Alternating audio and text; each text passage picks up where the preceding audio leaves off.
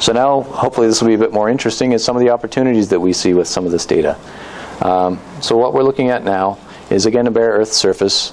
We have some roads in black and the attributed stream channel network in blue across this area. So this is in the CAN4 FMA, if I believe correctly. So we can just start to look at what we're looking at now is just the catchment area at each of the nodes or the intersections of any two stream channels within this area. So there's potential uses for that in terms of identifying, high potential for sedimentation. If we have a higher flow accumulation above a stream or above a road intersection, we're potentially going to have more issues with that. So there's different things that we could start to look at from a flow accumulation attribution across the landscape. So this is just the wet areas associated with this same area. Now we can start to look at, based off of the flow accumulation raster, we can apply a flow accumulation value wherever we have a culvert that exists across a road. So this can be used for proper culvert sizing and different things like that. Also, again, potential sedimentation that might exist upstream of any particular culvert. So it can start to identify where you might want to go and have a look at potential mitigation strategies and making sure that your culverts are properly placed and not going to get blocked by the beavers. Another potential opportunity is just from a net land-based perspective. So now we're just looking at the 0 to 10 centimeter class. This would be essentially deemed as inoperable from a forestry perspective. So we can start to look at proportions of bog feature, proportions of wetland feature, or wet area feature, sorry, and net operable land base and things like that. So we can see, it might be difficult to see from the numbers there, but there's about 9.2% inoperable area within this land base. So we can start to look at, just from a forestry perspective, how much area we would expect to be inoperable to forest management. So one of the opportunities and things that we've been looking at in the Maritimes, this is not based on LiDAR data, this is based on 10 meter provincial data, but I would assume the premise would still exist here in Alberta with the LiDAR data, is we started to look at some wet areas to catchment area ratio analysis. So essentially for any catchment area that we're interested in, we can identify its boundaries and its extent, so its area, as well as the proportion of that area within the 0 to 50 centimeters wet area class. So we'll just kind of progress through a few different watersheds in and around New Brunswick and Nova Scotia, and we'll have a look at their catchment areas here on the left and see how they change as we kind of progress through. So we have a fairly low ratio here, so it's a fairly dry catchment.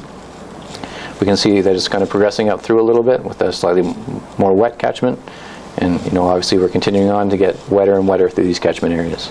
So when we started to look at these numbers relative to some of the analysis that we'd had done, we had a fairly good relationship between dissolved organic carbon and the wetland to catchment area ratio. So the kind of tea-colored water that we experienced tended to have a fairly good relationship with the wet areas to catchment area ratio. So I would assume that if we go to a LiDAR-based analysis, this relationship would most likely get a little bit more tight. So that's just some of the stuff that we've been looking at in New Brunswick. Some other potential opportunities for this data set. So again, just an ortho photo in Emend, so bare earth area, we can see some of these raised bog features, or wetland features. We can see some fairly incised channels, but overall it's a fairly flat area. So this is the wet areas map for this zone. We can see that there's some connected features and some more or less disconnected features. So again, there's value in that just in and of itself. But now we can start to threshold this down to the 0 to 25 centimeters classes, and we can have a look at the value of using this data set on its own. So we would expect these to be wet soils, right? And wet soils we can generally imply are cold soils. And from that we can fairly safely assume that we're going to have a slightly lower biological activity, and maybe we're going to have slower litter decomposition. So we can start to look at potentially identifying some of these zones that might not be as easy to find on the ground if we're just trying to, use other data sets to try to find these spots.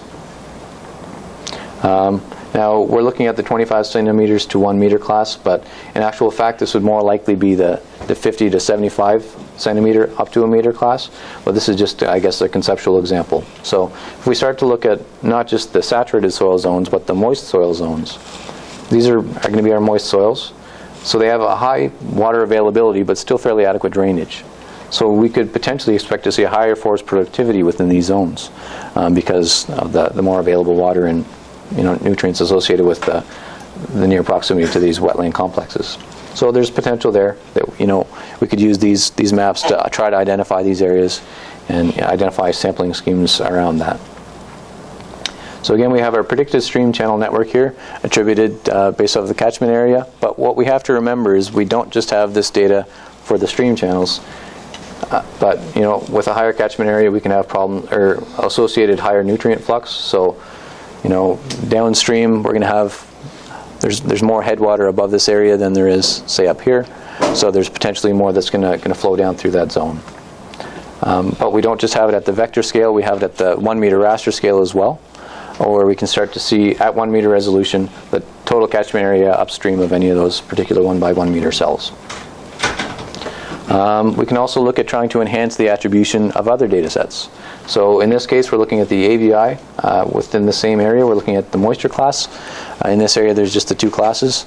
When we look at that relative to the bare earth LiDAR, we can see it does a fairly good job at picking out, based on what we see in the topography and the relief, of these more moist zones.